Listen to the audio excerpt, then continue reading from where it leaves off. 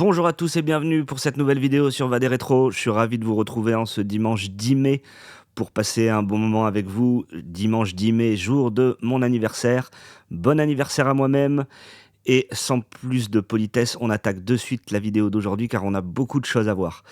Comme vous, je pense, depuis vendredi, j'ai creusé, j'ai épluché les dossiers qui ont été déclassifiés par le Pentagone vendredi 8 mai.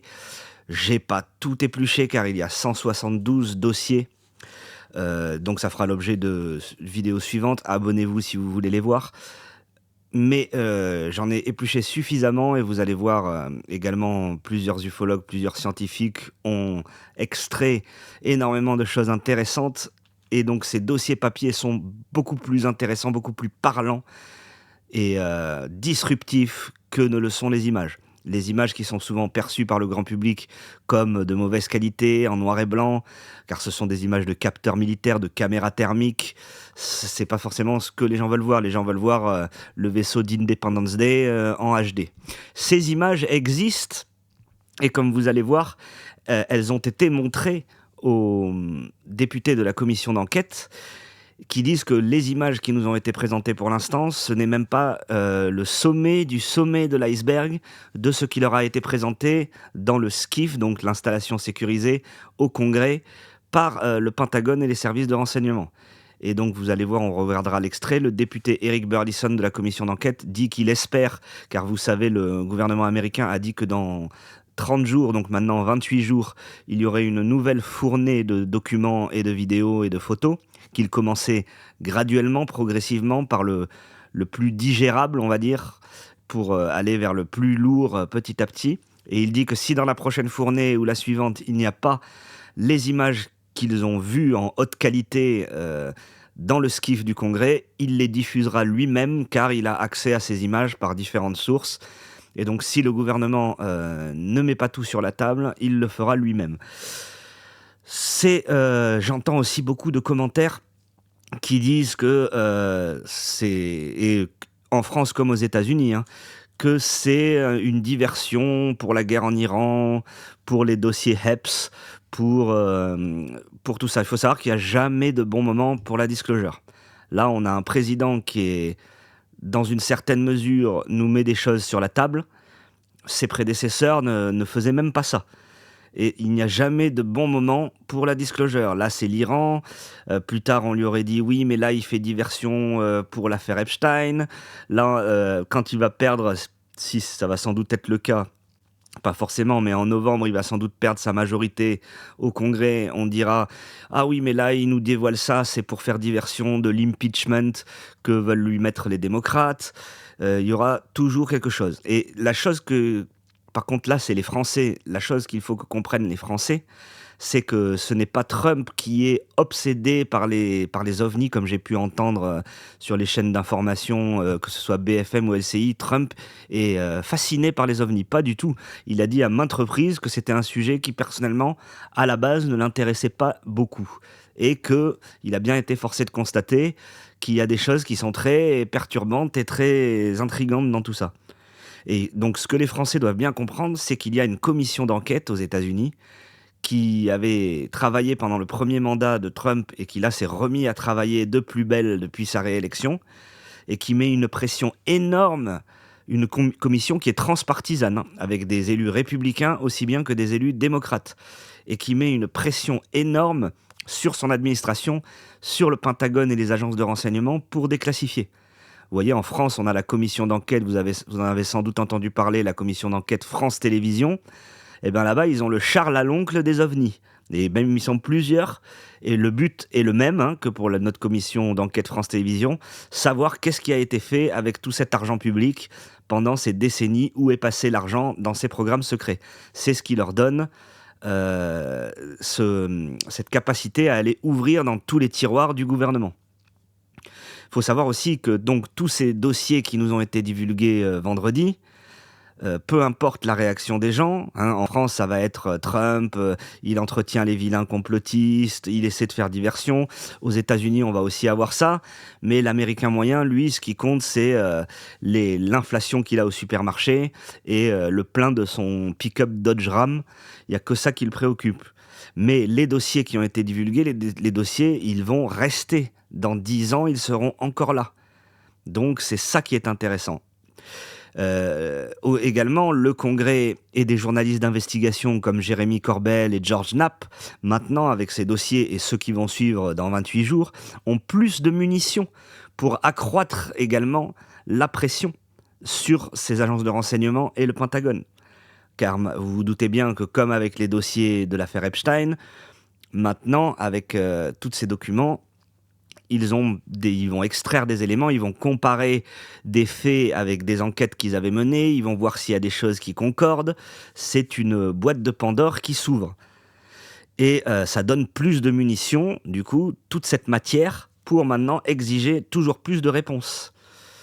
Et notamment, le nerf de la guerre, c'est que cette commission d'enquête finisse par obtenir ce qui lui avait été refusé lors de la précédente UAP Act, la loi qu'ils avaient fait voter, mais qui avait été très fortement amendée, qui leur aurait donné le pouvoir de subpoena, donc d'assignation à comparaître. Et ça, c'est un pouvoir qui changerait tout pour cette commission d'enquête, car elle pourrait dire à tel général de la base de Wright-Patterson, venez témoigner sous serment, vous êtes obligé de le faire, tel directeur de la CIA ou des programmes de recherche de la CIA de l'époque, venez témoigner sous serment. Et ça, c'est un pouvoir qui a été refusé à cette commission d'enquête. Et via la pression médiatique, la pression des journalistes et la pression du grand public maintenant avec la divulgation de ces informations, c'est un pouvoir qui pourrait être octroyé à la commission d'enquête et qui pourrait tout changer. Donc ces dossiers ne sont pas inutiles, c'est des munitions supplémentaires qui sont données à la fois à la commission d'enquête du Congrès et à tous les journalistes d'investigation, les Jérémy Corbell, les George Knapp, les Jesse Mitchells, et moi-même dans mon humble mesure. Donc cette seconde fournée devra intervenir dans 28 jours, apparemment de ce qu'ils ont dit, d'ici la fin mai, début juin. Et beaucoup de gens disent aussi que pour beaucoup de ces vidéos, ce sont des faits déjà connus, des vidéos qui étaient déjà sorties. Alors, des rumeurs, par exemple, là ce que vous voyez à l'écran, c'est la transcription écrite d'une communication, on va rentrer dans le détail par rapport à tout ça, une communication radio dans la mission Gemini 7, donc les missions qui précédaient les missions Apollo de la NASA. Et vous allez voir, donc, c'est des communications qui sont restées classifiées défense, secret défense, pendant des décennies, depuis les années 60. Donc ça a été caché au public, alors qu'on va voir, c'est des observations d'OVNI, et pas des petites observations d'OVNI qui sont faites par des individus plus que crédibles, des astronautes. Là, en l'occurrence, c'est Borman et Lovell. Lovell qui était aussi l'astronaute si vous avez vu le film Apollo 13 qui était joué par Tom Hanks dans Apollo 13, donc ils ont vu des ovnis et ce n'était pas un booster qui se détachait ou quoi que ce soit, des orbites qui se placent en orbite polaire, qui font autant de lumière qu'un feu d'artifice au 4 juillet. Donc, c'était des rumeurs, tout ça, que les astronautes, on avait même eu des témoignages d'astronautes des missions Apollo qui nous disaient qu'ils avaient observé des ovnis, qu'ils existaient, et que tout ça avait été enterré par la CIA et par la NASA. Et maintenant, c'est officiel, c'est ça qui change. Pareil, dans ces images des orbes, on avait déjà eu des images d'orbes percutés par un missile Hellfire. Là, on a des orbes qui se baladent, donc des boules métalliques qui se baladent sur un champ d'éoliennes aux Émirats Arabes Unis. Il y a rien de... Mais maintenant, tout ça, il n'y a rien de nouveau, mais tout ça, c'est officiel maintenant. Il y a le tampon Pentagone officiel dessus. Et ça change tout. Alors certes, au niveau du spectacle, c'est pas le plus impressionnant, mais ça reste et c'est officiel maintenant. Donc, on va regarder un petit peu tout. On va commencer donc par cette communication qui a eu lieu donc en 1965 lors de la mission Gemini 7. Et donc, on va entendre la communication radio et on va lire le transcript juste après. On a beaucoup de choses à voir. La vidéo va être un petit peu longue, mais je vous promets, c'est que des choses très intéressantes. Donc merci beaucoup pour votre soutien. Pensez à laisser un like si vous appréciez mon travail et on est parti. Donc nous avons un objet, un aéronef à 10 heures. Vous savez, c'est le langage des pilotes. À 10 heures, vous mettez 10 heures sur une horloge Donc c'est légèrement sur leur gauche, il y a un objet volant. This is Houston. Say again, 7. C'est Houston, répétez 7, parce que c'est la mission Gemini 7. J'ai dit que nous avons un aéronef à 10 heures en hauteur. Is that the booster or is that Est-ce que il ne s'agirait pas de votre booster qui s'est détaché pendant la phase ascendante? an actual sighting? Say again, Est-ce que c'est une vraie observation ou est-ce que c'est votre booster? Répétez 7. 7. Non, on en a plusieurs, on dirait qu'il y en a au moins 3 et c'est une vraie observation. Ça ressemble à des centaines de petites particules qui volent.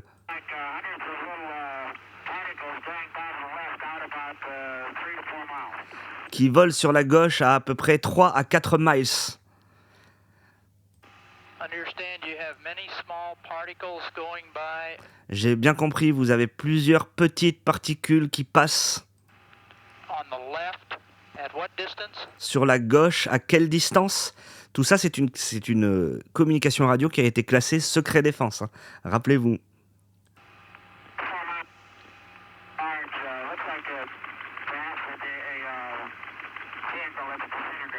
Ça ressemble à une espèce de boîte avec une poignée qui est en train de se désintégrer. Roger, understand they're about 3 to 4 miles away. Donc si j'ai bien compris, c'est à 3 ou 4 kilomètres. Non, là, maintenant, ils sont beaucoup plus loin que ça. Ils sont en orbite polaire.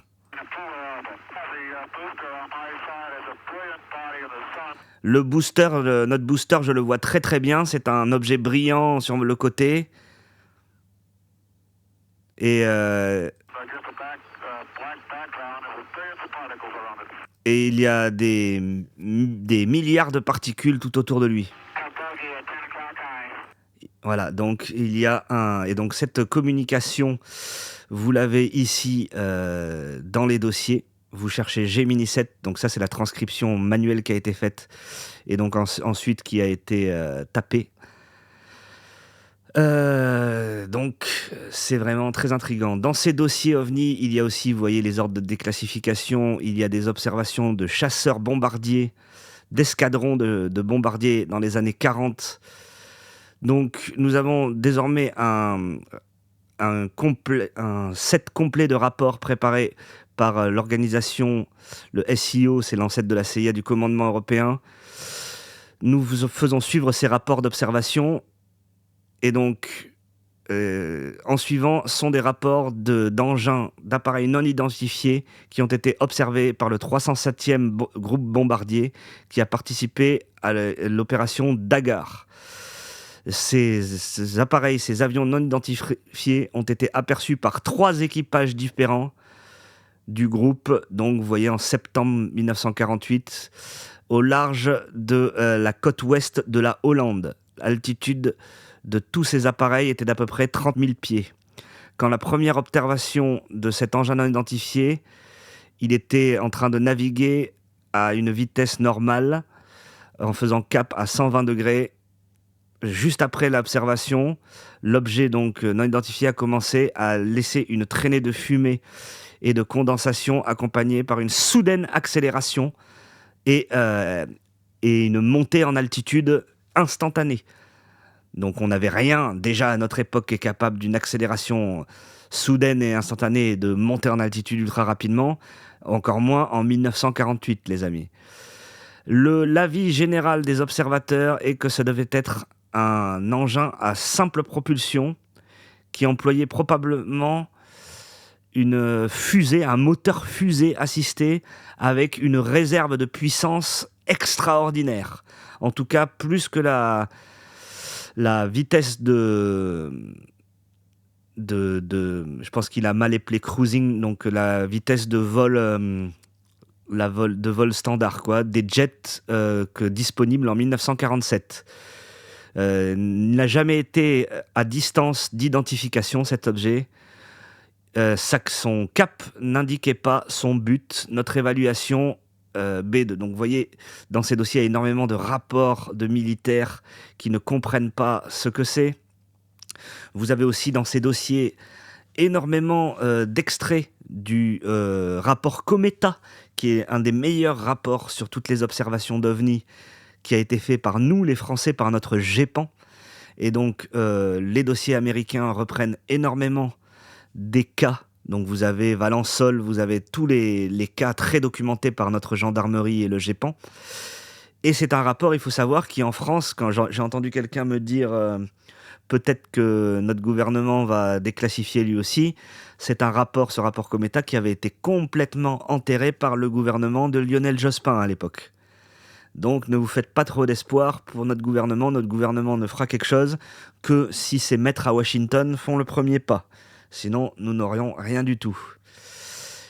Et il y a aussi, donc, ça c'est intéressant, c'est donc ils ont demandé par rapport à ces observations, toutes ces observations qui ont eu lieu dans les années 40, toutes ces observations d'OVNI, ils sont allés demander donc à l'Université du Nouveau-Mexique, à l'Institut sur les météores, ils leur ont demandé d'analyser ces données et donc phénomène lumineux anormal, 7 rapports, donc dus au lieutenant-colonel Doyle Reese, officier commandant de Lincoln La Paz, directeur de l'Institut des météores, donc qui répond à un lieutenant-colonel qui lui demandait d'identifier si c'était bien des météorites, toutes ces observations par ses pilotes.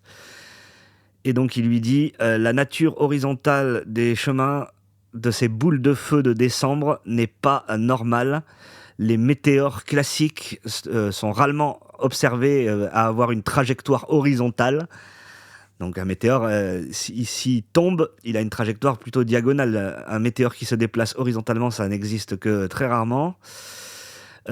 Encore une fois, la très faible hauteur de la boule de feu du mois de décembre, discutée dans la section 2, au-dessus, nous dit, est en contraste net avec les météores classiques, pour lesquels la hauteur est à peu près de 40 miles et ne sont pas d'habitude observés. La vélocité, donc la vitesse déterminée de la boule de feu du 12 décembre est beaucoup plus que la vélocité déterminée des météores classiques et est pourtant considérablement plus élevée que les vitesses des fusées V2, donc des fusées allemandes des nazis, ou des moteurs à propulsion ou des fusées conventionnelles. Dans le cas de météorites qui pénètrent...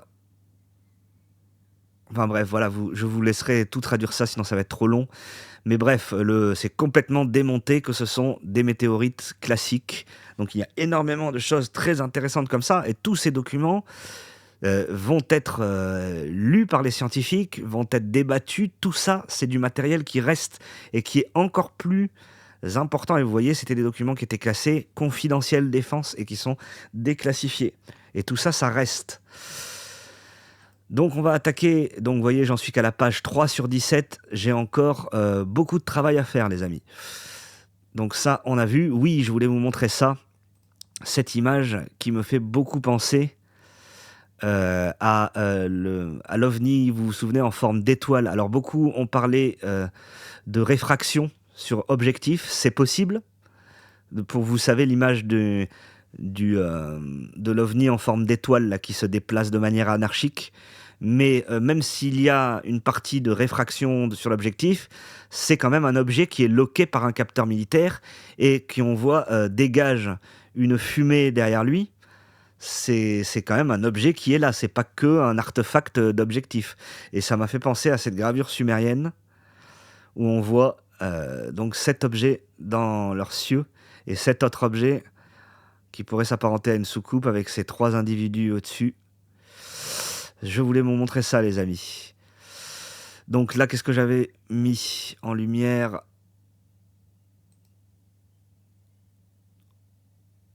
Ouais, c'était des témoignages du FBI, voilà, sur les soucoupes volantes, disques volants, qui leur disaient qu'il y a énormément d'informations. Donc que les scans infrarouges montrent des tâches. Ouais, il y a énormément de donc c'était le FBI qui condensait tous les rapports d'OVNI et qui disait: «C'est un phénomène réel, c'est pas dû à l'imagination, flamboyante de quelques individus. C'est un phénomène réel et sérieux» et tous ces rapports du FBI ont été classifiés secret défense. Quel est l'intérêt de classifier tout ça secret défense s'il y a pas de risque, pour la sécurité? Qu'est-ce que ça pouvait, leur faire de dire: «C'est réel, oui, il y a de ces observations, on ne sait pas ce que c'est». Pourquoi classifier ça secret défense si le gouvernement n'en sait pas plus? Je vous le demande. Donc là, on nous dit: «C'est fantastique de finalement voir que, certains des documents, d OVNI les plus célèbres sont désormais officiels». Donc en 1947, ce double mémo a correctement décrit les ovnis comme réels, voilà, et non visionnaires ou fiction. C'est un peu, tu vois, des disques métalliques hautement manœuvrables qui ont volé au-dessus des États-Unis dans les années 40. C'est en rapport avec ce que je vous montrais juste avant. Oui, ça c'est l'extrait que je voulais vous montrer, du député Burleson qui a dit donc tous les présidents précédents ont jeté ça sous le tapis, se sont ouvertement moqués du sujet OVNI. Le président Trump a choisi la transparence. Ce qui a été révélé aujourd'hui, déclassifié aujourd'hui, n'est que le sommet de l'iceberg. Beaucoup plus et des choses beaucoup plus sérieuses et solides pour convaincre les gens vont sortir dans les prochains jours. Et donc, il nous dit ceci, le député Burleson, que si le président Trump ne... Enfin, pas le président Trump personnellement, mais si le Pentagone, plutôt, ne sort pas toutes les vidéos, l'intégralité, au moins les 46 vidéos qu'ils ont vues dans le SCIF du Congrès, il va les sortir lui-même, car il a accès à ces images. C'est ce que je vous disais au début. Donc, ça c'est très intéressant.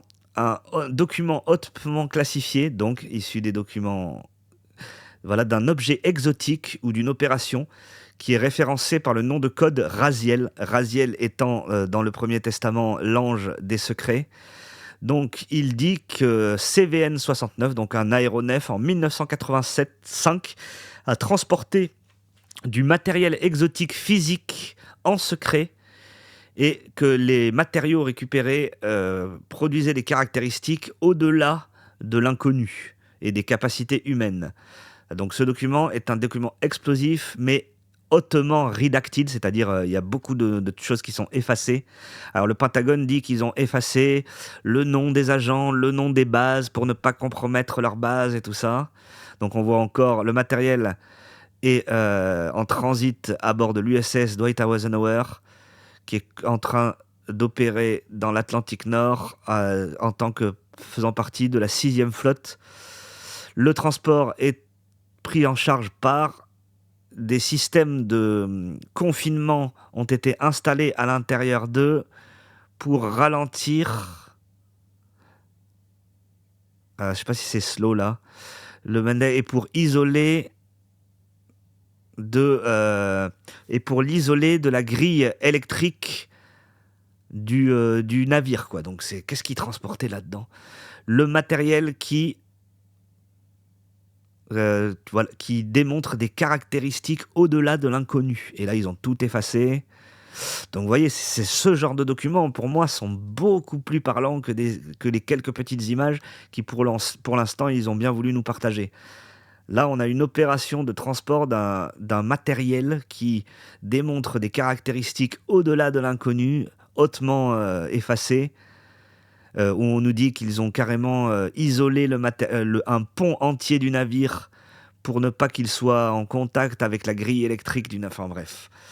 Tout ça, ça reste, les amis, et des gens beaucoup plus compétents que moi vont enquêter là-dessus. Donc, une récupération d'OVNI d'une, je cite, soucoupe volante dans un lac en Suède. Les Suédois ont conclu que ces phénomènes sont apparemment le résultat de hautes compétences techniques qui ne peuvent pas être attribuées à aucune culture connue sur la Terre. Donc ils assument que ces objets viennent de quelque part qu'on ne connaît pas et de technologies non identifiées, possiblement d'en dehors de cette planète. Ben, ça reste à démontrer.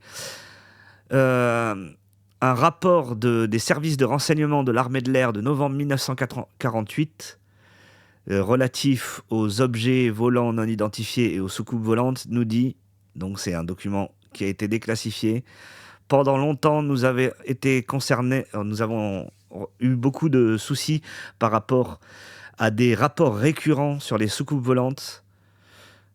Et donc il pop périodiquement, on en a périodiquement toujours. Durant la semaine dernière, un a été observé en train de planer au-dessus de la base aérienne de Neubiberg pendant à peu près 30 minutes. Il a été rapporté, cet événement a été rapporté par de nombreuses sources et dans un très large éventail d'endroits que nous sommes convaincus qu'ils ne peuvent pas être... on ne peut pas les balayer d'un revers de main et qu'ils doivent être expliqués sur une base qui est peut-être légèrement au-delà du champ de notre façon de penser pour notre intelligence. Donc quand des officiers du directorat ont récemment visité la base des services de renseignement de l'armée de l'air suédoise, cette question a été posée aux Suédois.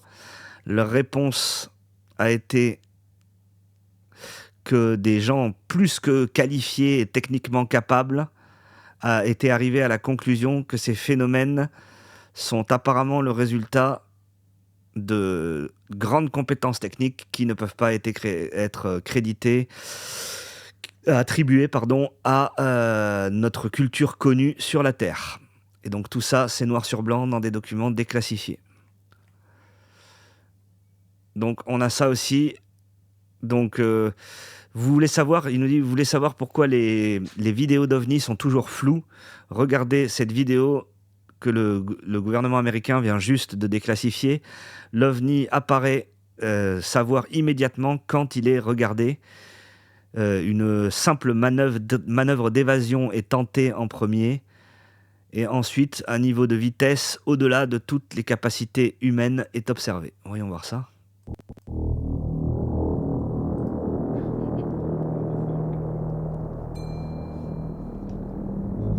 Ah ouais.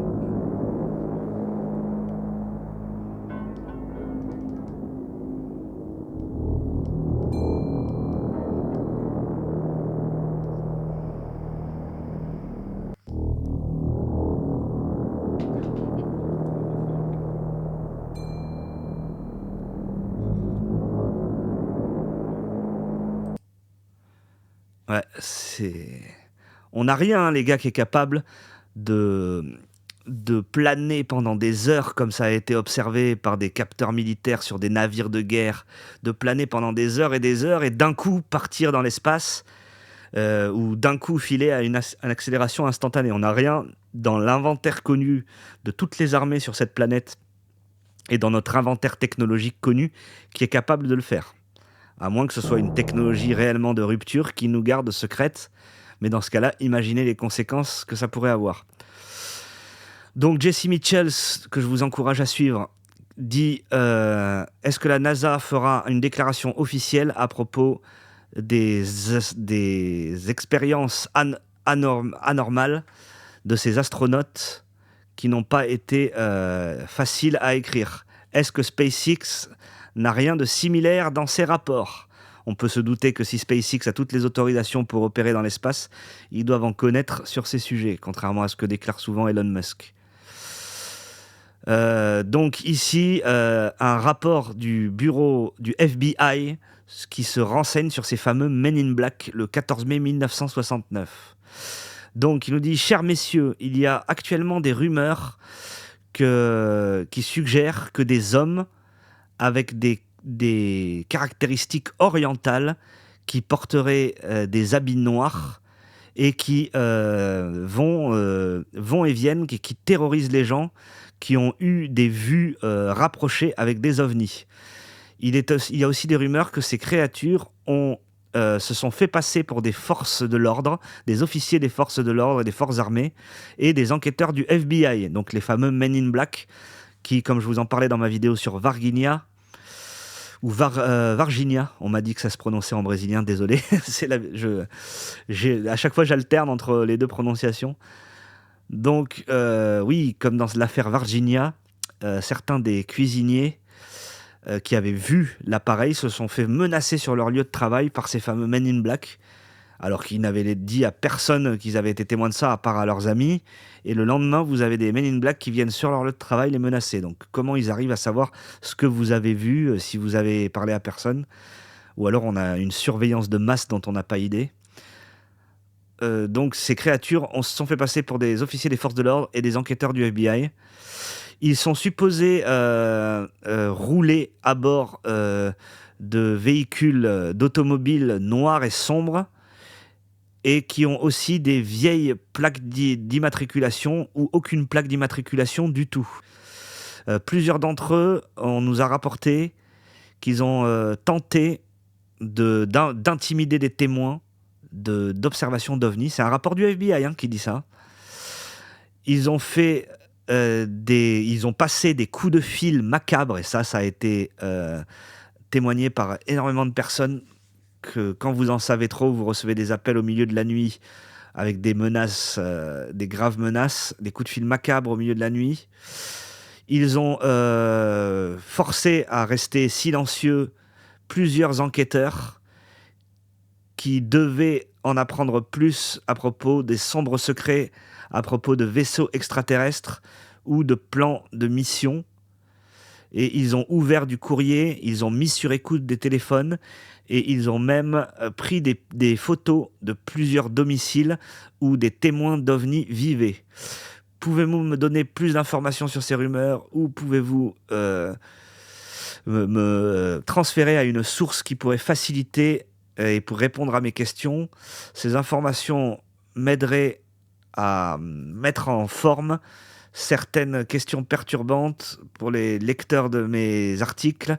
Personnellement, je ne suis pas sûr si je peux totalement accepter ces rumeurs comme des faits. J'ai besoin de plus d'informations. Et donc ça a été classé confidentiel également. Et c'était quand ça? En 1969. Donc on a ça aussi, d'après donc les dossiers OVNI révélés en 1969, les astronautes d'Apollo 11 ont donc vu plusieurs ovnis sur la Lune. C'est les photos que je vous montrais dans ma dernière vidéo. Ces ovnis triangulaires, et ça les a choqués jusque dans leur cœur, dans leur noyau. Ces ovnis donc semblaient les suivre et ressemblaient à des vaisseaux spatiaux et à des fluides, des objets de fluide, possiblement du plasma, qui les suivaient. Et donc rappelez-vous la tête que faisaient les astronautes en rentrant de la Lune. Ils auraient dû être contents d'avoir survécu à une mission aussi risquée, là, d'être enfin sur la terre ferme, et ils avaient tous un regard mortifié.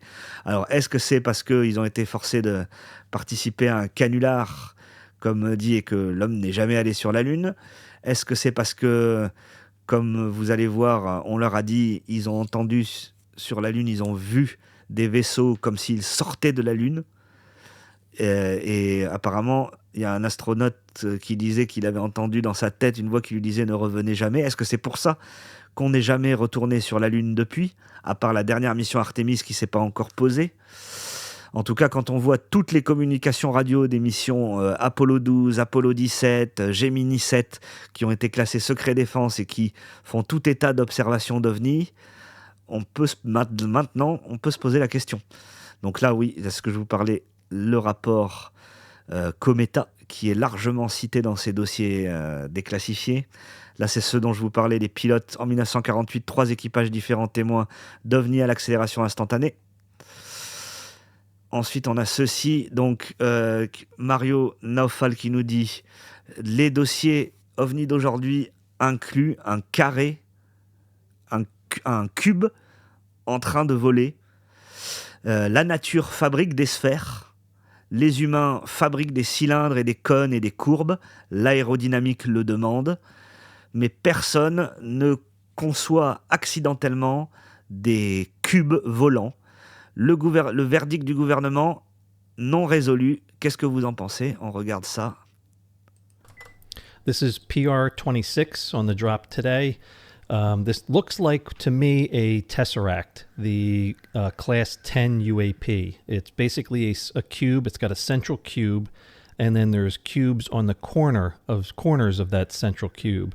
The way it propels itself is using plasma, is what it appears, and the plasma moves between the channels, between the cubes on the corners of the central. Donc il dit que pour lui, ça ressemble à un tesseract et qu'il y a du plasma tout autour. Cube. It's an unusual one. It's very rarely seen, but that's what I believe this one is. Voyons voir, revoyons ça 2 secondes. This is PR26 on the drop today. This looks like to me a tesseract, the class 10 UAP. It's basically a cube. It's got a central cube, and then there's cubes on the corners of that central cube. The way it propels itself is using plasma, is what it appears, and the plasma moves between the channels, between the... Intéressant. Ensuite, on a ceci. Donc toujours Mario Nofol qui nous dit Neil Armstrong documenté et des objets non identifiés près de la surface de la Lune, et donc ces rapports viennent juste de devenir publics dans les dossiers OVNI de l'administration Trump. Armstrong nous dit la première chose bizarre que nous avons vue, je pense, était le premier jour à l'extérieur, ou quelque chose d'à peu près proche sur la Lune. Ça avait une grande dimension, une bonne dimension.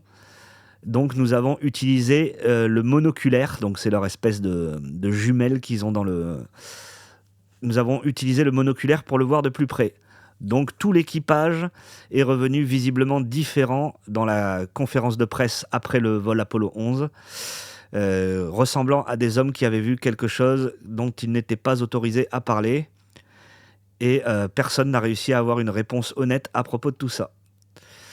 On a ça aussi, donc là c'est carrément la députée Anna Paulina Luna, qui, comme je vous en parlais dans ma vidéo sur les théories les plus folles autour des aliens, est passionnée par le livre d'Enoch.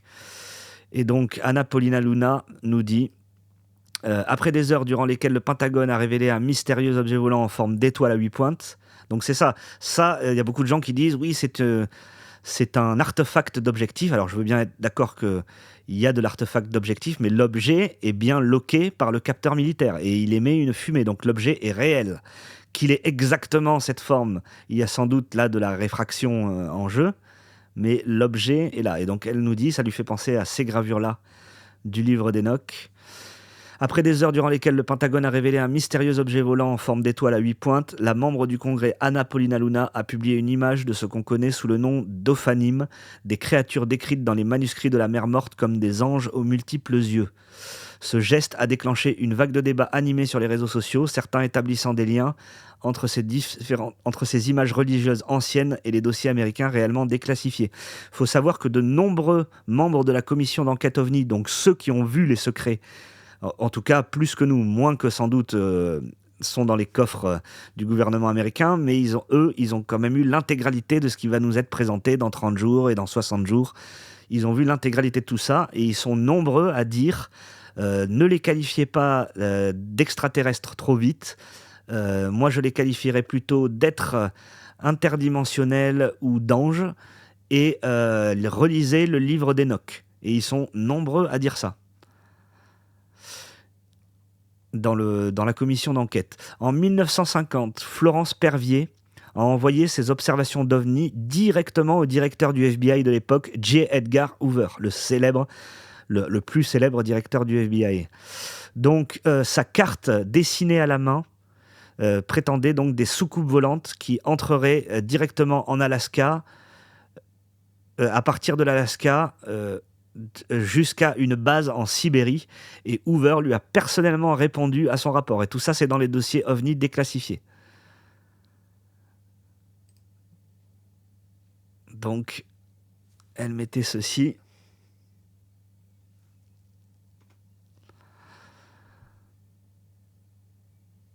Donc la soucoupe, la base de la soucoupe pourrait être plus loin au sud ou dans une localisation qui l'autoriserait de passer à travers la météo de l'Alaska et pour quelque part pendant son trajet entre l'Alaska et les États-Unis. Donc voilà sa carte. Et Edgar Hoover, J. Edgar lui a répondu: votre lettre du 28 février 1950 a été reçue et je veux vous remercier pour faire ces observations, pour rendre ces observations disponibles à moi-même. Votre méticulosité dans ces connexions est appréciée. Sincèrement, J. Edgar Hoover, directeur du FBI. Ça aussi, ça restera pour toujours, tous ces documents.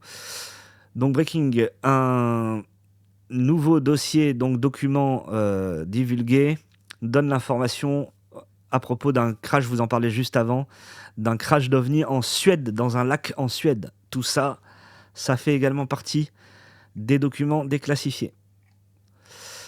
Oui, ça c'est un petit passage de Joe Rogan qui est très intéressant, qui était chez J.C. Mitchells et qui nous dit ceci. we're all here for a reason.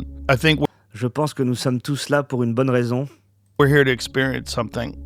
Nous sommes là pour faire l'expérience de quelque chose.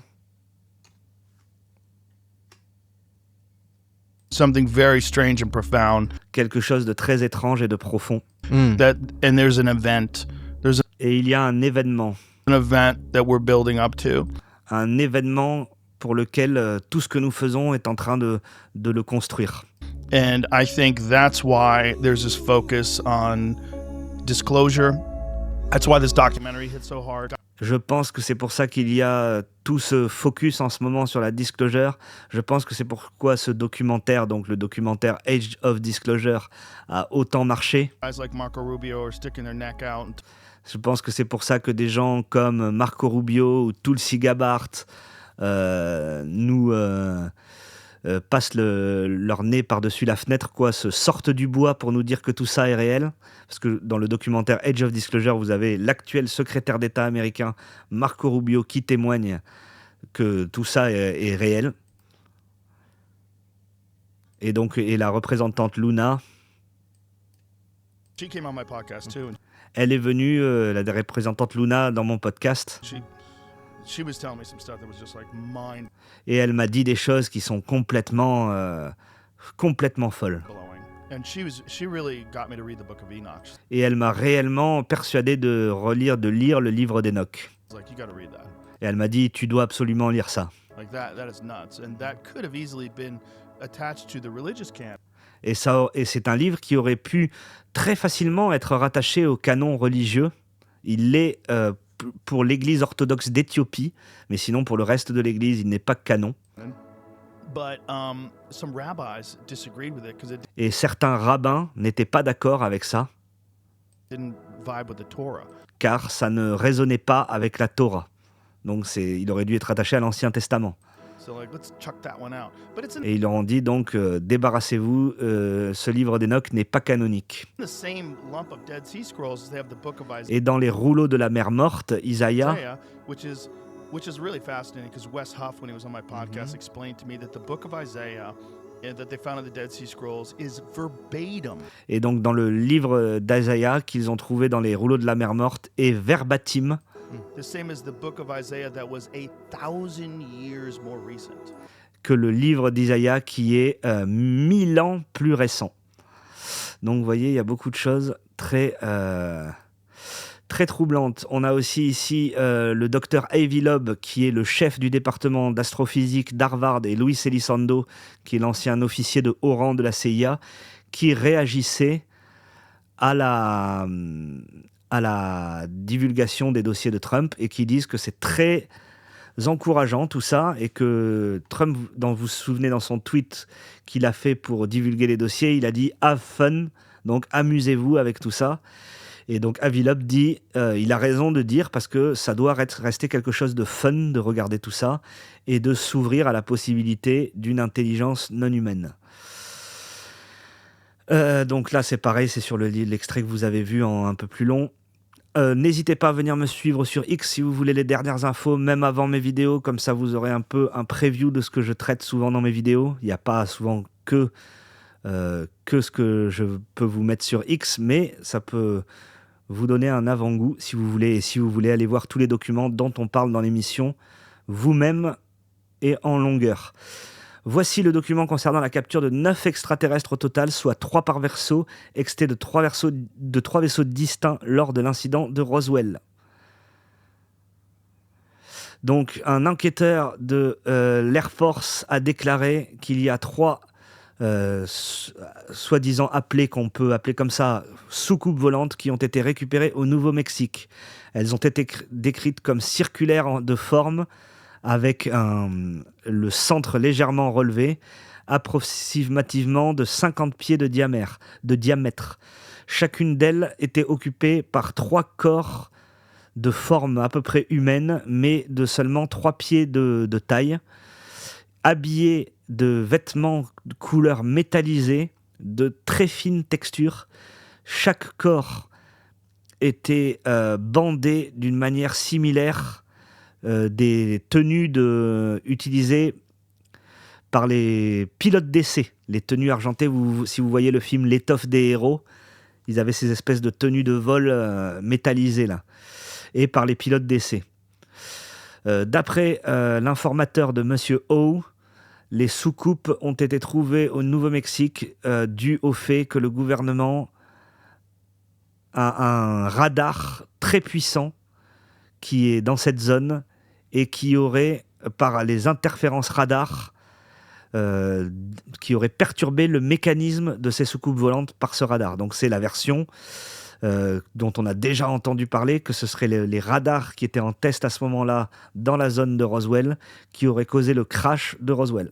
Donc c'est un mémo officiel du directeur du FBI au directeur du FBI du 22 mars 1950. 18 corps d'aliens. Donc encore, là c'est plus le 22 mars, c'est le 31 mars, toujours au directeur du FBI. Donc 18 corps d'aliens et un vaisseau intact. Là aussi je vous invite à le lire. Donc on va regarder cet extrait du député Burleson. Trying to prepare the American people with a slow drip, drip, drip tease of this stuff?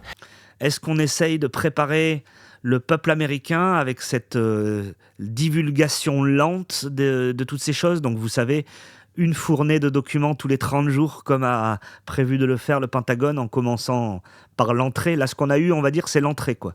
Ou peut-être même l'apéritif de ce qu'ils vont nous donner, jusqu'au discours de Trump, qui serait prévu cet été. La date qui était avancée était le 8 juillet. If not, then Congressman, I would say, if this is all we've got, parce que si c'est pas le cas, si c'est vraiment tout ce qu'on a comme vidéo, j'ai envie de vous dire, monsieur le député, then I'm not sure that there's anything the American government really has that tells us anything. Alors que si c'est tout ce qu'ils ont à nous dire, je ne suis pas sûr qu'il y a quoi que ce soit dans ce que possède le gouvernement américain qui nous prouve, qui nous dise réellement quelque chose About the existence of aliens. à propos de l'existence des aliens.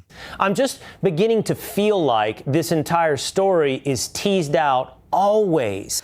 J'ai juste l'impression que cette entière histoire est toujours teasée. On nous tease toujours cette histoire, mais il n'y a jamais rien de vraiment gros qui nous prouverait définitivement que les aliens existent. Just beyond our reach. Et que c'est toujours juste un tout petit peu en dehors de notre prise. Ils nous en donnent suffisamment pour nous faire réfléchir, mais jamais pour conclure l'affaire. I can sense your frustration. Je peux sentir votre frustration. I've experienced it personally myself. Je l'ai expérimenté moi-même personnellement. I've seen videos that I think are in the process of being declassified. J'ai vu des vidéos qui, je pense, sont en train d'être déclassifiées, sans doute pour la prochaine fournée. So I think that there is more to come. Il y a beaucoup plus à venir. If they're not going to be declassified, I'll probably do an effort.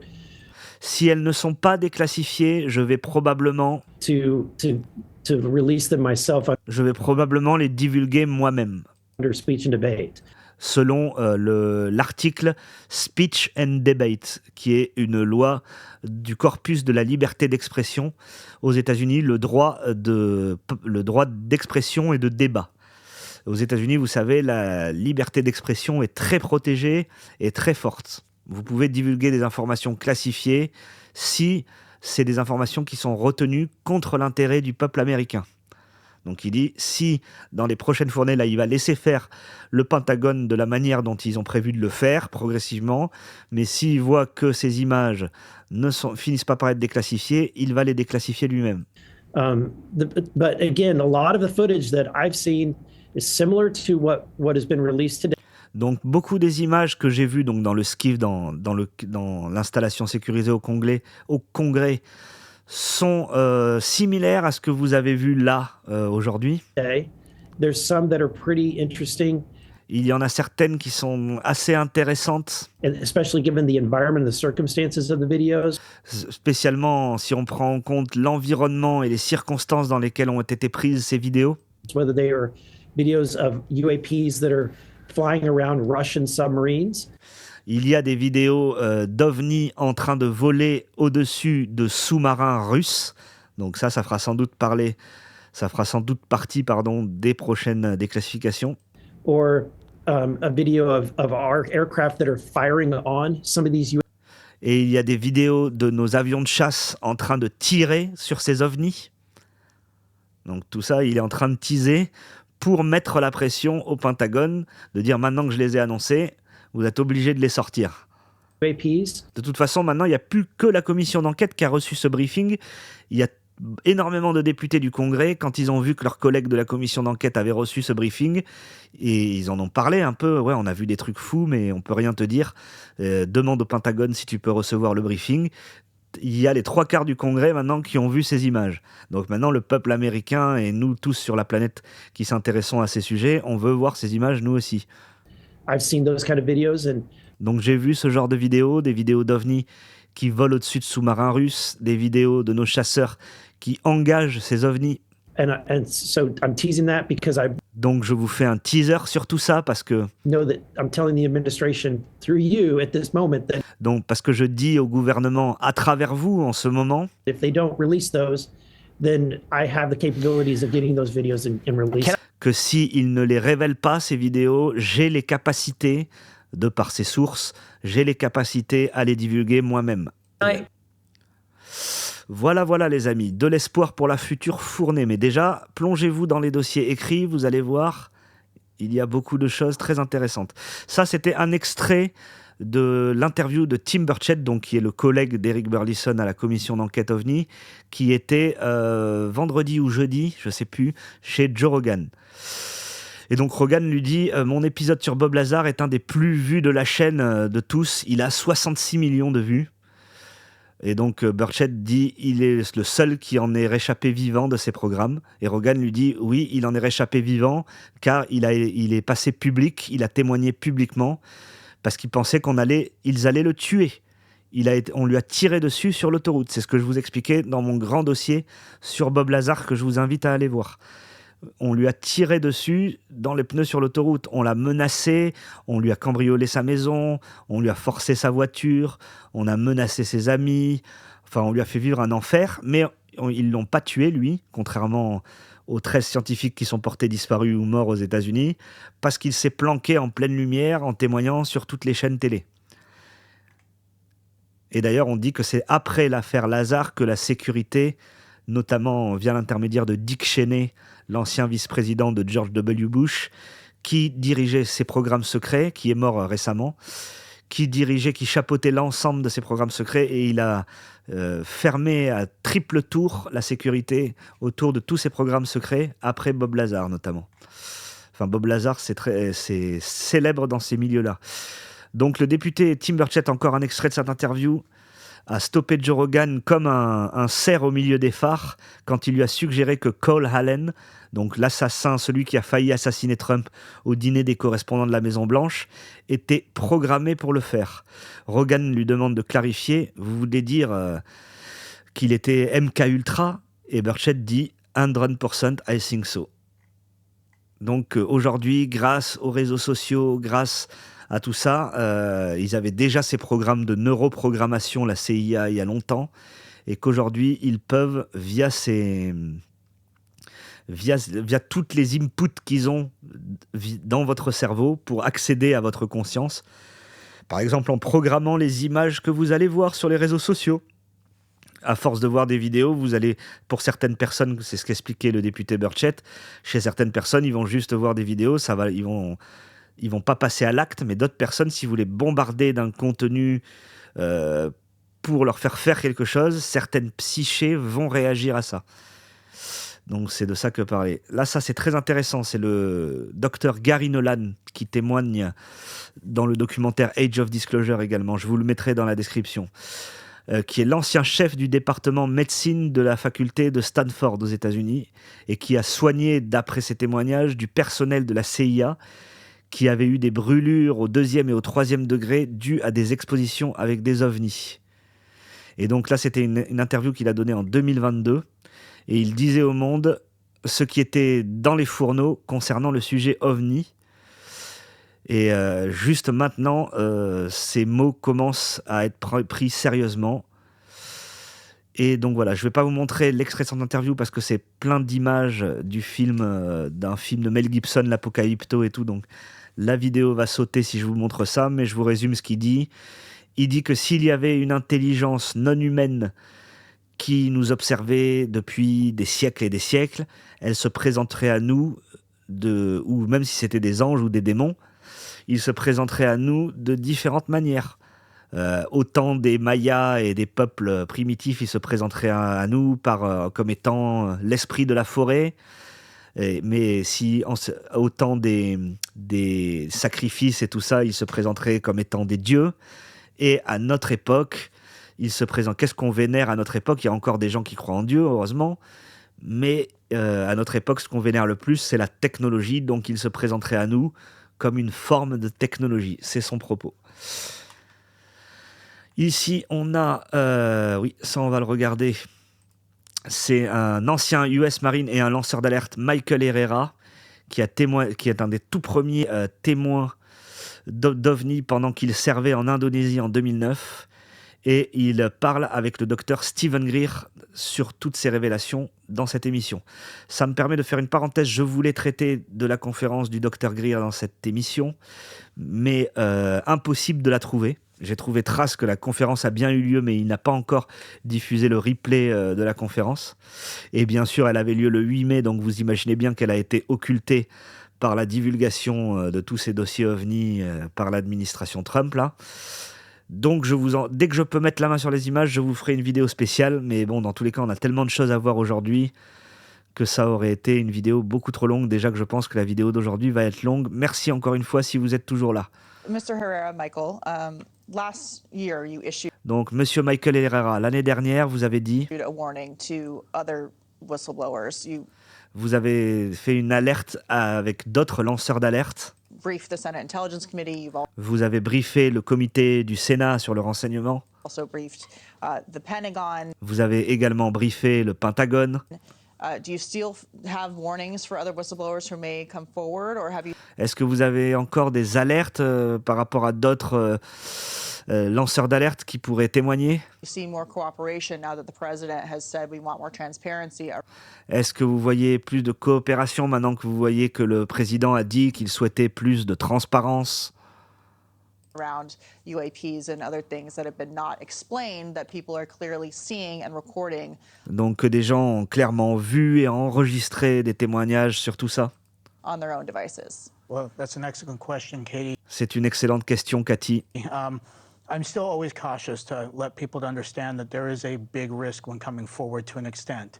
Now, Je tiens à préciser qu'il y a toujours un grand risque à témoigner, à se mettre dans la lumière jusqu'à un certain point. when we have legislation that was passed through the National Defense Authorization Act, Quand on a eu une législation qui est passée par rapport au National, par rapport à une loi qui nous permettait de témoigner les lanceurs d'alerte, that allows certain precautions to be taken for people's careers, but when it que certaines précautions seraient prises pour protéger la carrière des lanceurs d'alerte. comes to personal safety, it's a lot different. Mais en ce qui concerne la sécurité personnelle, ça c'est une toute autre question. Donc on l'a vu avec Bob Lazar, on l'a vu avec de nombreux autres lanceurs d'alerte, ils essayent de s'en prendre à votre vie.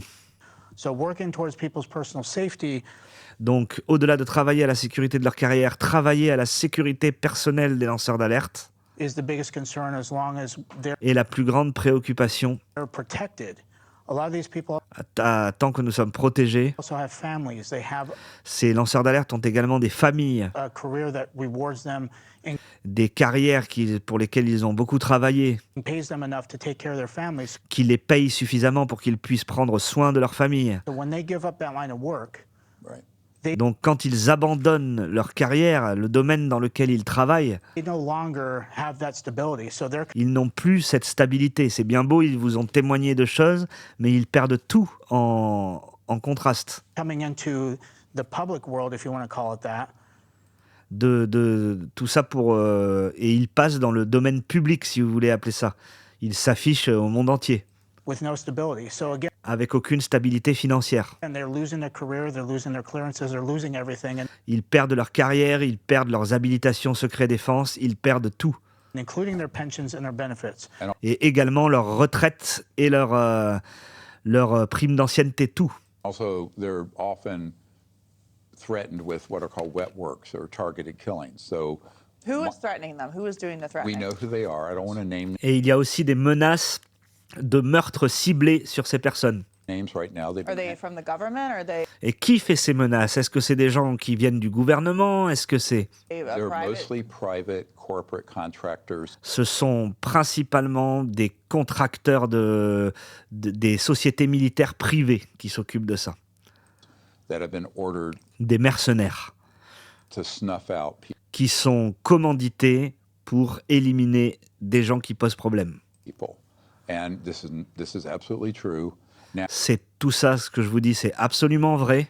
Now, law enforcement has been given this information Nos forces de l'ordre ont donné cette information over the last 3 or 4 years by dans les 3-4 dernières années. us, and we're hoping that Kash Patel and the Department of Justice will Et nous espérons que Kash Patel, le directeur du FBI et le département de la justice, run that to ground aillent au fond de toutes ces affaires, because they're doing extrajudicial killings.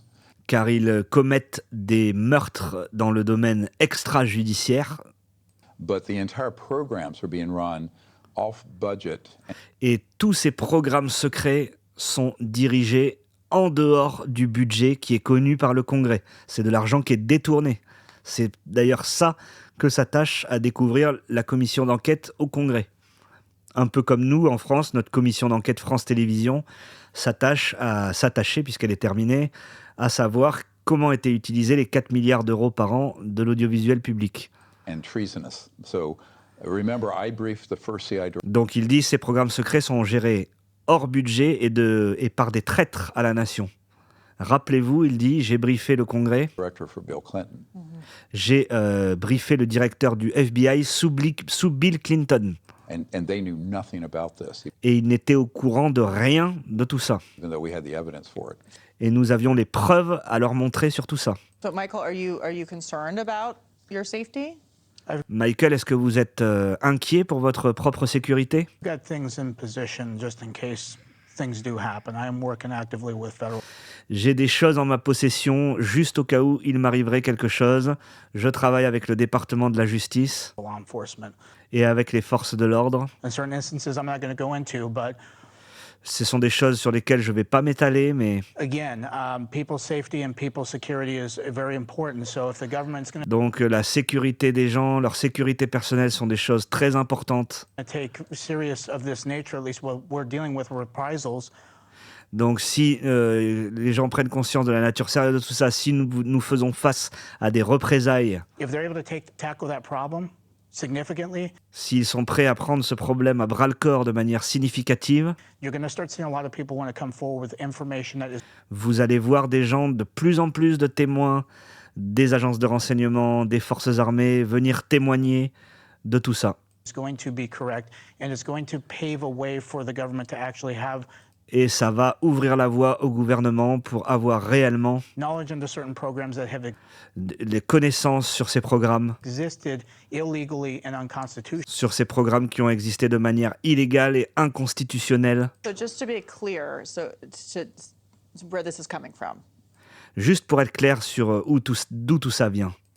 Are private companies who are Ce sont des compagnies, des entreprises privées doing these types of programs, qui mènent ce genre de programme, or is this the government doing Both. this? It's So let me- both. ou est-ce que c'est le gouvernement qui mène ces programmes?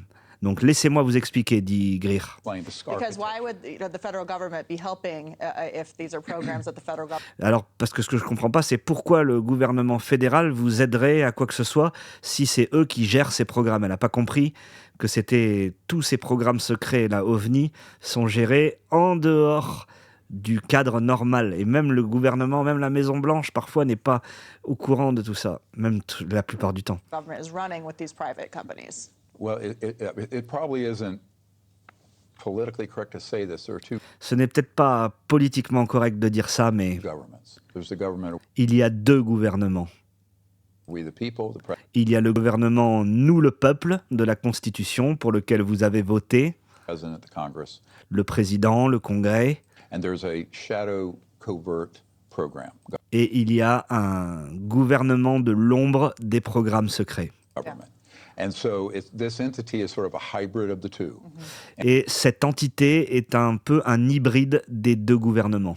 And I discovered that in the early 90s. It's J'ai découvert ça au début des années 90. now been proven Ça a désormais été prouvé. that that's the case, and I think the administration and law enforcement know that. Et je pense que cette administration et nos forces de l'ordre le savent. So they're having sort of an awakening on this in the last Donc il y a une forme de réveil sur ce sujet ces dernières few years since années, the president came in.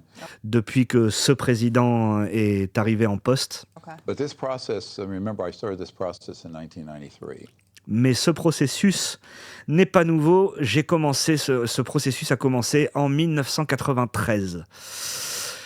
Ici, on a un document de 1947, un document du FBI sur l'OVNI de l'île de Maury, qui suggère que deux officiers du renseignement militaire étaient en train d'enquêter sur un rapport d'observation d'OVNI et sur des débris découverts avant que leur B-25 se crache mystérieusement, tuant les deux pilotes. Ça aussi, ça fait partie des documents déclassifiés. Ici, c'est la Maison-Blanche qui nous dit une interview du FBI numéro 302 conduite par un membre senior du renseignement par rapport à une rencontre avec un OVNI de première main sur une base américaine. Donc lisez le rapport complet ici. Sur ce lien, bon, c'est highly redacted, ils ont effacé beaucoup de trucs. Mais donc, tous ces documents, encore une fois, sont encore plus parlants, sont encore plus choquants que les vidéos. Mais évidemment, le grand public, qu'est-ce qu'il va regarder? C'est les vidéos. Et les chaînes d'infos, qu'est-ce qu'elles ont diffusé dans les premiers jours? C'est les vidéos. Elles ne se sont pas plongées dans la documentation papier, parce que déjà, c'est un travail énorme. Donc c'est pour ça qu'ils laissent 30 jours entre chaque fournée. Mais j'aimerais bien que, notamment en France, nos chaînes d'infos se plongent dans toute cette documentation. Hein, vous voyez, c'était des notices qui étaient secrètes, qui sont déclassifiées désormais. Vous avez un membre senior des services de renseignement américains qui a eu une rencontre avec un OVNI, un témoignage de première main au-dessus d'une base américaine.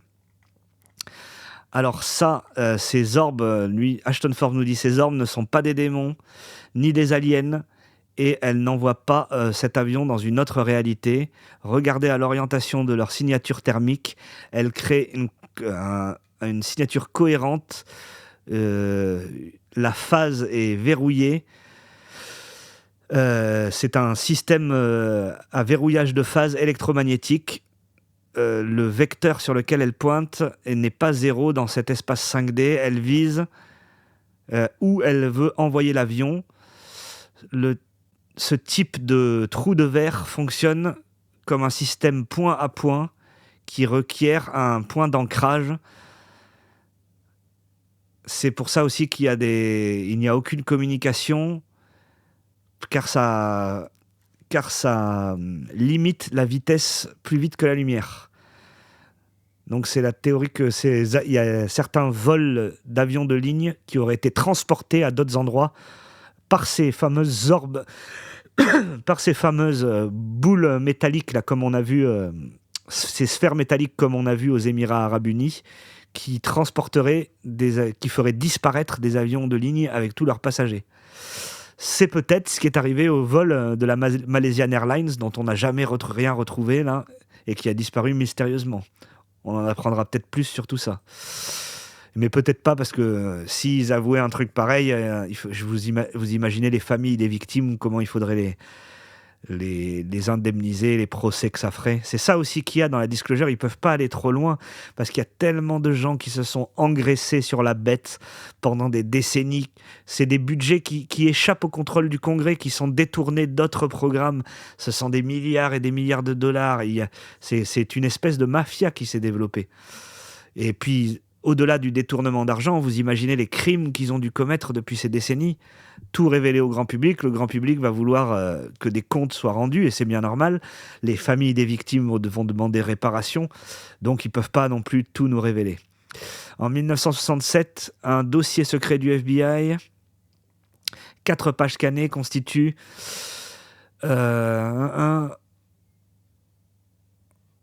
donc c'est un mémorandum de l'attaché du FBI, l'attaché juridique du FBI de Mexico City au directeur du FBI, J. Edgar Hoover. Donc les 3 pages, qu'est-ce qu'elle lui dit à Hoover? Elle lui dit: le FBI, la seule annotation du FBI dans ces dossiers contient aucune autre information. Donc tout ce paquet de documents a été estampillé secret, et il a été routé internement jusqu'au bureau du directeur du FBI. Donc il dit dans ces documents, ils ont infiltré à peu près tous les niveaux dans le business. Cette phrase exacte apparaît en page 2 de la lettre d'Anna Walt. Donc au milieu de sa description des capacités d'une arme secrète laser ou un rayon cobalt, une arme à rayon. Ils ont utilisé ce rayon sur l'autoroute pendant qu'ils conduisaient, et ils ont été monitorés par de l'équipement transporté dans des camions, du camion à bétail, des automobiles. Beaucoup de cet équipement ne vient pas de l'État, particulièrement de la Californie.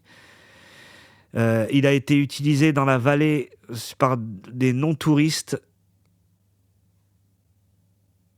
Ils ont infiltré tout le... Oui. Donc en gros, ils auraient utilisé des armes à énergie dirigée sur énormément de gens pour faire des essais.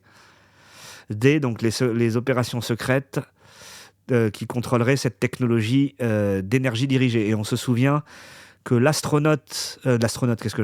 scientifique de la NASA, Amy Eskridge, qui travaillait sur l'antigravité et qui a été retrouvée suicidée, alors même qu'elle avait dit dans ses messages précédents qu'elle ne commettrait jamais de suicide, elle nous a parlé d'armes à énergie dirigée, et qu'elle a montré même les blessures qu'elle avait.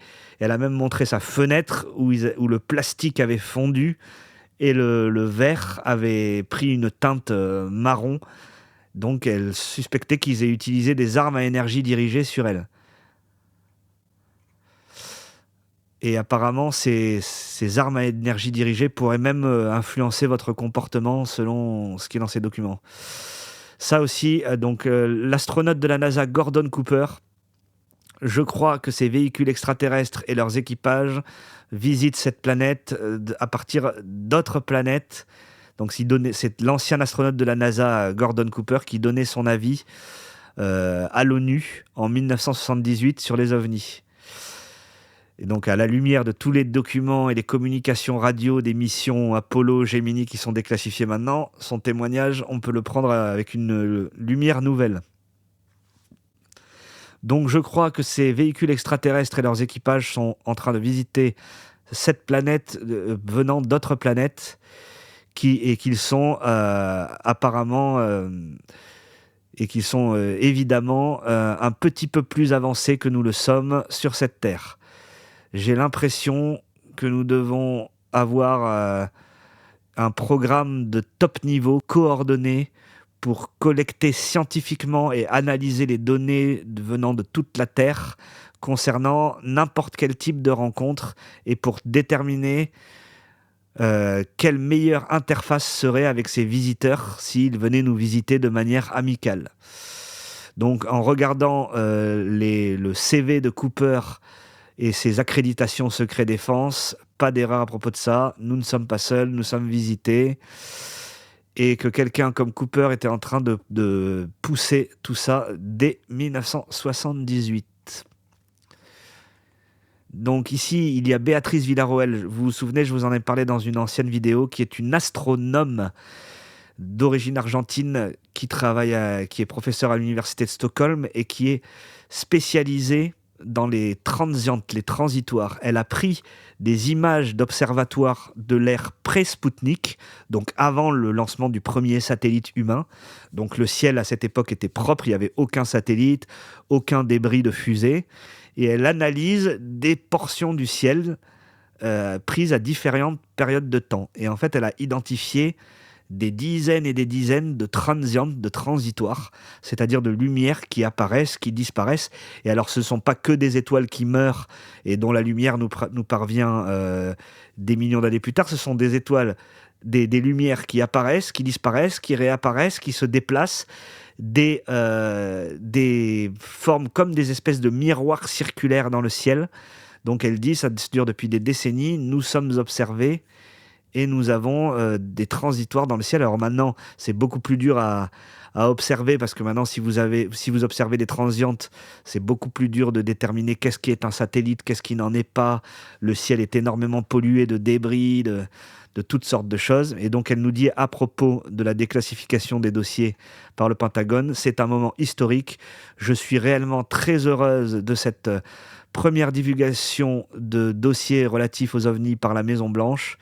Le rapport d'Apollo 17 décrit des flashs qui ressemblent de manière frappante avec ceux détectés par l'équipe Vasco, des flashs transitoires que nous pensons qu'ils ont pour origine des surfaces planes hautement réfléchissantes et des objets tournoyants dans l'orbite terrestre. Ça, c'est à partir de ces recherches. Un très grand nombre d'entre eux. Je ressens une très profonde gratitude pour la Fondation Sol qui m'a supporté, moi et mon équipe. Nous continuerons à faire tout ce que nous pouvons pour apporter la lumière sur ces objets mystérieux. Et donc, je vous invite à suivre Béatrice Villarroel. Son travail, il est passionnant. Donc, un nouveau dossier divulgué par les ovnis mentionne des êtres qui auraient abattu un cosmonaute russe pendant qu'il était en train de récupérer un vaisseau. Si cette déclaration est vraie, ce serait indubitablement un vrai problème global de sécurité nationale. Et ça encore, c'est dans les dossiers. Je vous dis, ces dossiers papier, c'est 90% du croustillant de ces révélations. Encore un autre extrait de Burchett chez Joe Rogan. Rogan lui demande est-ce que vous avez vu tous ces scientifiques qui sont portés disparus? Et Burchett dit dès que Trump a ordonné que ces dossiers OVNI soient déclassifiés, des gens ont commencé à disparaître. Et Rogan dit et pour la plupart d'entre eux, ils étaient en train de travailler sur des sources d'énergie alternatives. Pour Amy Eskridge, c'est vrai, mais il y avait également Monica Reza qui travaillait sur la science des matériaux, donc qui fabriquait les alliages des missiles balistiques, des fusées. Il y avait aussi le professeur Grillmer qui travaillait sur la physique des plasmas. Et Burchett dit, c'est ce qui les connecte tous entre eux. Effectivement. Et tout ça, c'est vrai que le timing, ils ont commencé à disparaître dès que Trump a ordonné la déclassification. Donc ça, oui, c'est ce que disait une communication radio, cette fois-ci pas de Gemini 7, mais d'Apollo 11, donc la mission qui s'est posée sur la Lune en 1969. Tout ceci a été classifié depuis près de 60 ans, et regardez ce que dit Buzz Aldrin. Alors Aldrin nous dit oui, et nous n'étions pas sûrs, mais ça pourrait être le SIVB. Nous avons appelé le contrôle mission et on nous a dit que le SIVB était à 6000 miles plus loin. Nous avons eu des problèmes avec le gain à peu près à ce moment, n'est-ce pas? Et Collins dit, il y avait bien quelque chose, on a entendu une secousse ou quelque chose comme ça, ou peut-être que je l'ai juste imaginé. Et Armstrong dit, il se demandait si c'était le Mesa qui s'était détaché.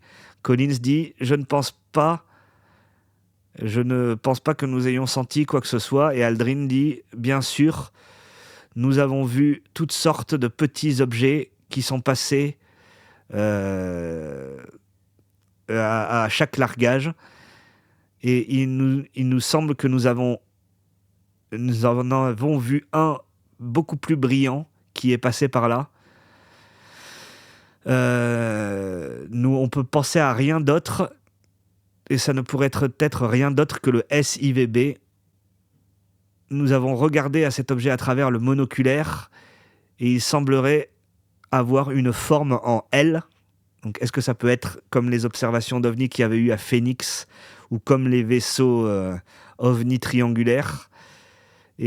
Nous avons regardé l'objet par le monoculaire et il semblait qu'il avait une forme en L. Et encore une fois, c'était des communications radio qui étaient classées confidentielles défense, qui sont déclassifiées. Ça explique pourquoi, si vous écoutez tous les enregistrements d'émissions Apollo, il y a des interruptions radio sans arrêt.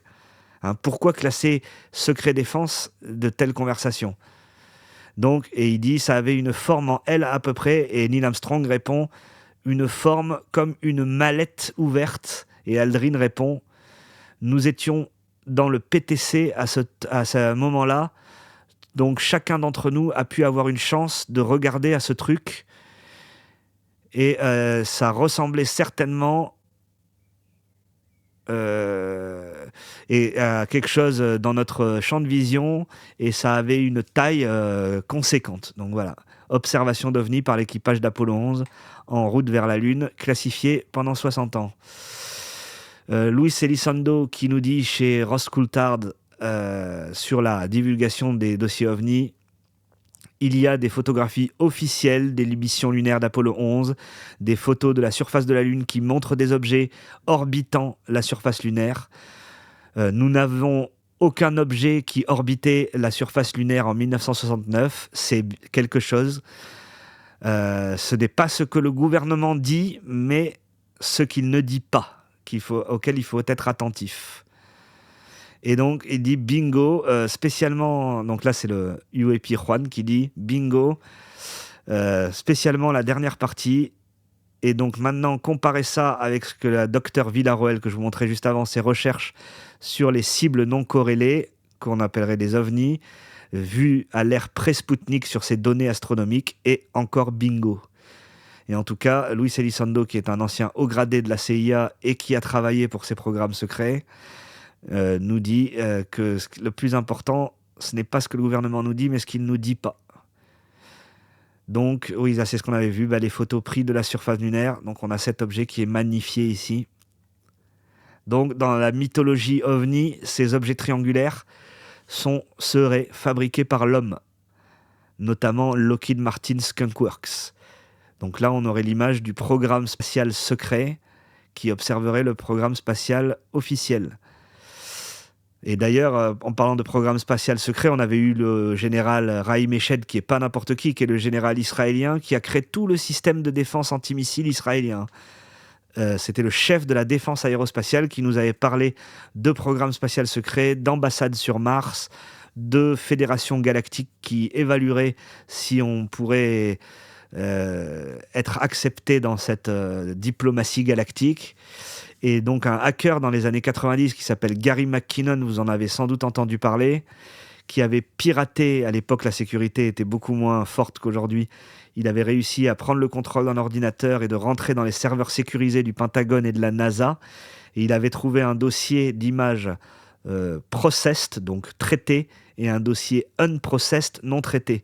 Et en ouvrant le dossier image non traitée, alors l'image elle avait mis du temps à s'ouvrir, il n'avait pas pu la télécharger parce qu'à l'époque c'était des modèles 56K hyper longs.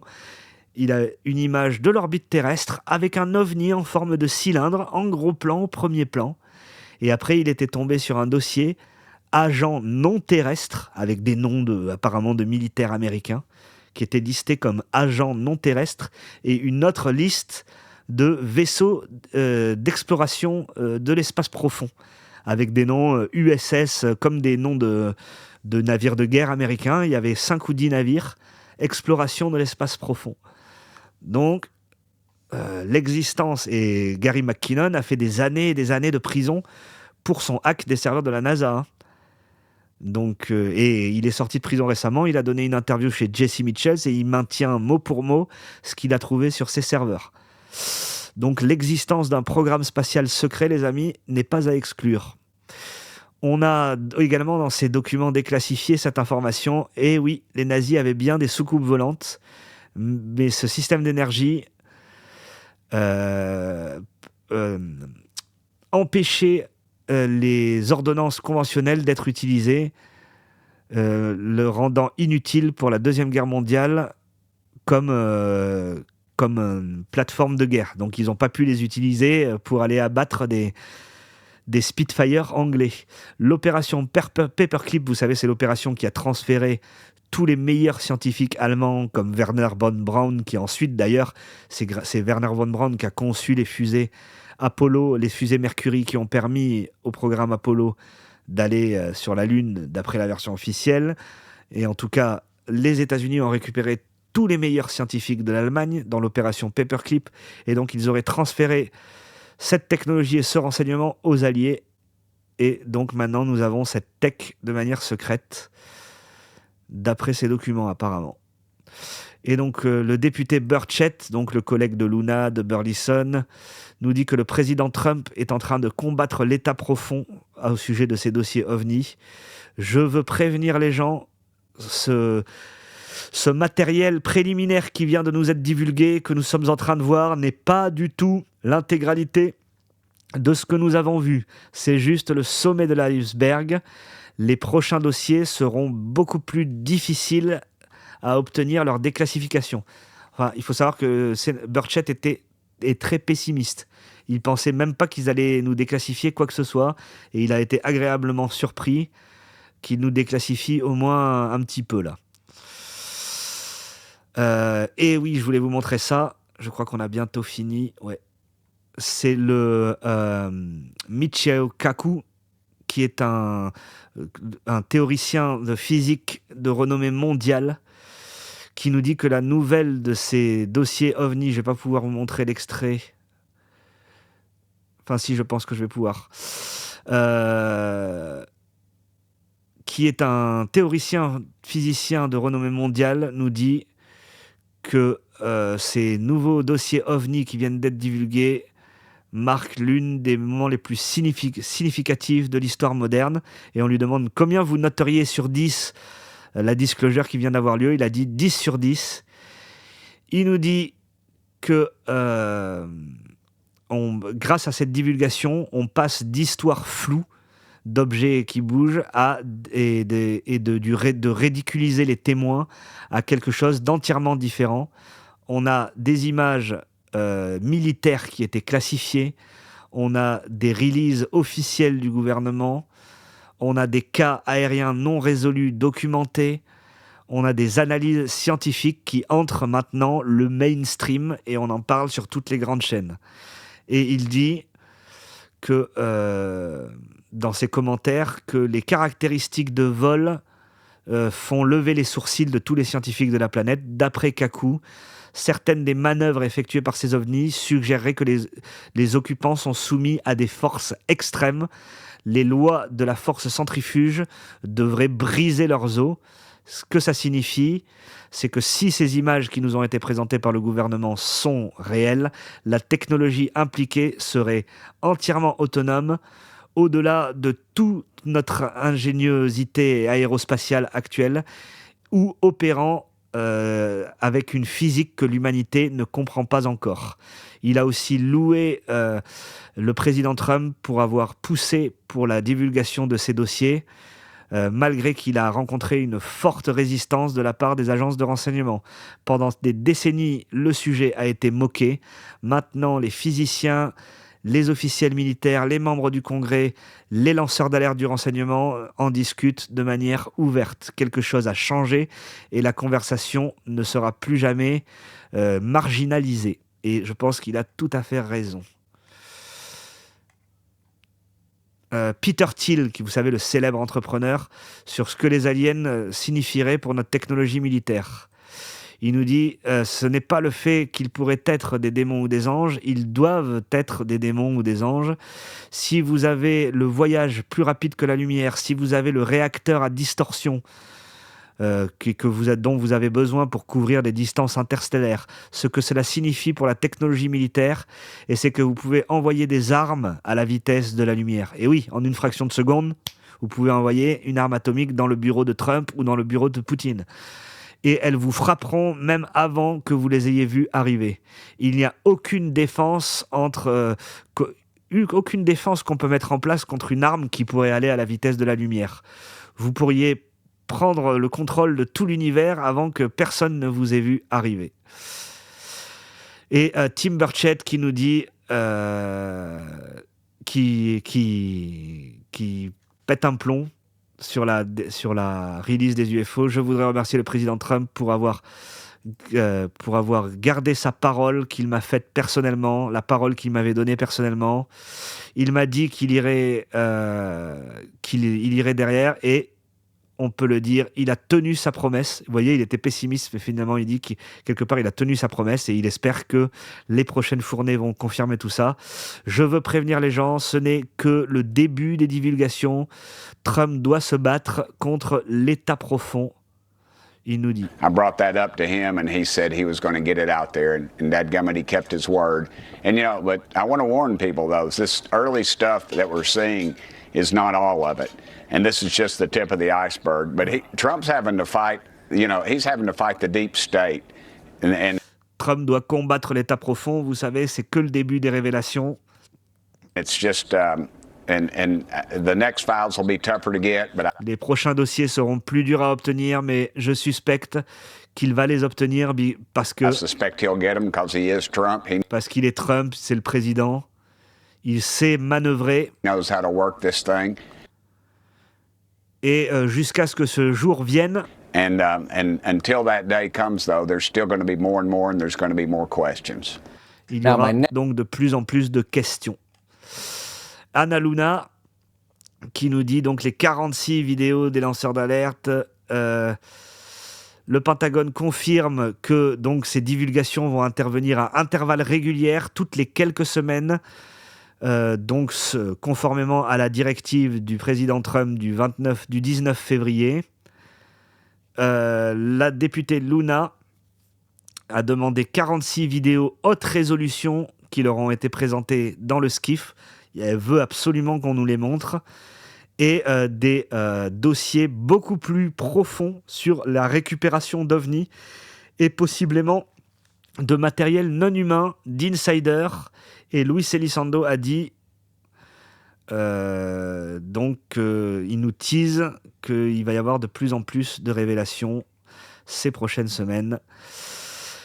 Et les aliens auraient ordonné à la NASA de ne pas retourner sur la Lune après Apollo 17. Donc un dossier OVNI, donc dans les dossiers qui ont été révélés, révèle que la mission Apollo 17 du 7 au 14 décembre 1972 a rencontré donc de multiples ovnis durant son voyage, des lumières flashantes, des objets tournoyants et une lumière traînante, un phénomène qui a été, dont ont été témoins pendant 3 heures le commandant Eugene Cernan. L'historien de la NASA, le japonais Takano Yusen, un proche ami de Cernan, clame maintenant, après la divulgation des dossiers de vendredi, il dit maintenant ce que l'astronaute lui avait confié en privé, que les aliens auraient délivré un message mental direct: ne retournez jamais ici. Est-ce que ce serait pourquoi la NASA a stoppé toute mission après Apollo 17 ? Est-ce que c'est donc des coupes budgétaires ou un ordre des extraterrestres de parvenir sur la Lune qui a fermé qui a mis fin aux missions Apollo? Le timing est explosif. Et voilà les amis, la dernière chose que je voulais... On a cette image, mais alors ça, je sais pas son authenticité, mais je vous la montre quand même. C'est en rapport avec ce que je vous montrais plus tôt, ces fameuses orbes là, comme on a pu voir au-dessus du Yémen, qui auraient transporté un avion vers un autre endroit, à travers un trou de verre. Est-ce que c'est ce qui est arrivé au vol de la Malaysian Airlines? Peut-être que de nouveaux documents, nous en apprendrons plus ou nous mettrons la puce à l'oreille à l'avenir. Et je ne vais pas vous montrer l'extrait parce que ça doit être couvert par le droit d'auteur, ça aussi.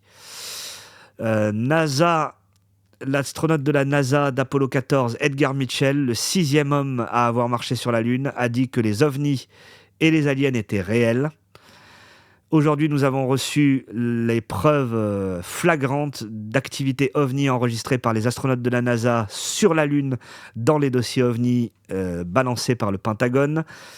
Les ovnis et les aliens sont réels. Edgar Mitchell avait raison. Il nous disait oui, il y a eu des civilisations, des visites d'extraterrestres. Il y a eu des vaisseaux qui se sont crashés. Il y a eu du matériel et des corps qui ont été récupérés. Il avait clamé que cela avait été passé sous silence, que ça avait été couvert pendant des décennies par les gouvernements successifs. Est-ce que vous croyez Edgar Mitchell? Telle est la question. Voilà, c'est tout pour aujourd'hui les amis. Bien sûr, je continue à explorer les dossiers OVNI, je vous encourage à faire pareil. On se retrouve bientôt pour de prochaines vidéos. On se retrouve mercredi. Et peut-être plus tôt si jamais il y a une actualité brûlante qui tombe, mais sinon on se retrouve mercredi. Merci beaucoup d'avoir regardé jusqu'au bout. Si vous avez apprécié la vidéo, lâchez un like, un commentaire, ça aide beaucoup la chaîne pour le référencement. Pour ceux qui veulent me payer un café, le lien Tipeee est dans la description. Et je vous dis une bonne fin de week-end et à mercredi. Salut!